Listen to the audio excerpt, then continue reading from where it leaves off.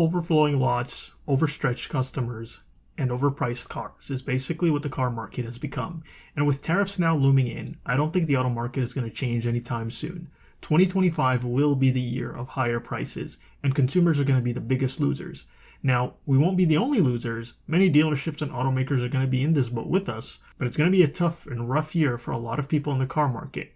Hey guys, welcome back to the channel. Appreciate you guys tuning in and listening as always. The thing one must understand is that the auto market is in an ugly situation. This was even before the tariffs. I said this before and I'll say it again. Automakers do not care about affordability anymore, and they don't mind shrinking their customer base with higher sticker prices. This is a byproduct of the pandemic era car market, where a lot of automakers were charging insane prices due to the car shortages at the time. They also adopted strategies like only producing higher trim models, getting rid of more affordable vehicles, and making their lineups heavily skewed toward more expensive cars. And while prices may have come down from their highs after the shortages ended, a lot of automakers continue using these strategies. Now, very little of this is a calculated business decision, but rather more of a delusional thought process that is motivated by greed. This is why companies like Stellantis, which produces Jeeps and Rams, had a 70% drop in profits last year.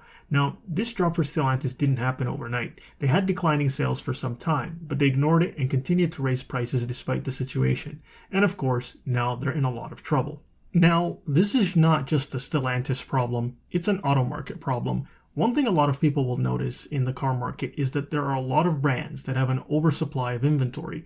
I mean, just looking in the most recent report by Cox Automotive, you'll notice brands like Ford, Nissan, Jeep, and Ram all have day supplies of over 120. Keep in mind that the industry average is 96. So one might wonder, with such a high supply, why aren't automakers giving out deals and discounts? Wouldn't this be a catalyst for lower prices? I mean, how can high inventory make sense with high prices? But here's something no one seems to notice about the auto market, especially since the COVID shortages. It has turned into an environment of winners and losers, and not much in between.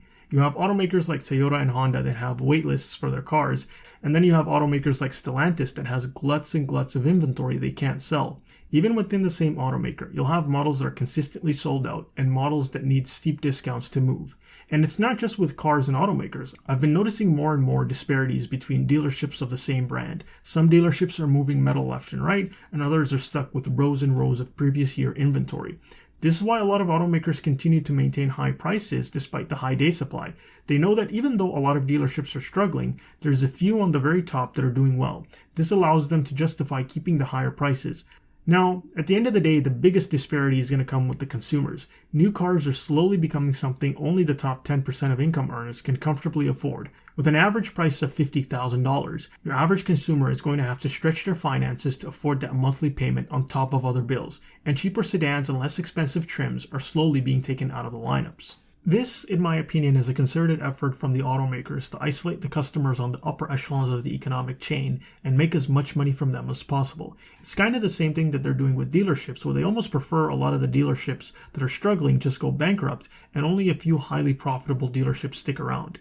Now, these automakers can only get away with this because of the state of the used market. The shortages of the COVID era are still impacting how cars are priced today, and a recent article by Edmunds talks about how there'll be fewer options and higher prices for 2025 because of the impact of 2022 sales. In fact, it states, 3-year-old used vehicles are the cornerstone of the used market.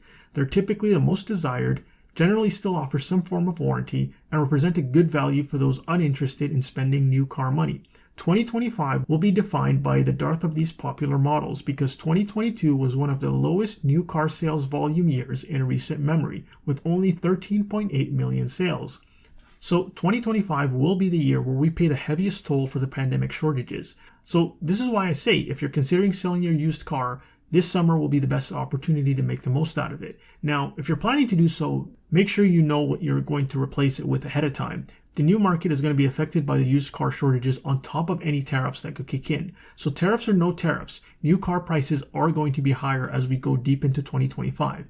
And it goes without saying, if you're going to buy a used car, the earlier you do it, the better. The used car market is just going to be an atrocious, overpriced, junk-riddled situation once the summer kicks in. Anyways, those are my thoughts on the situation. Links to the articles are in the description below.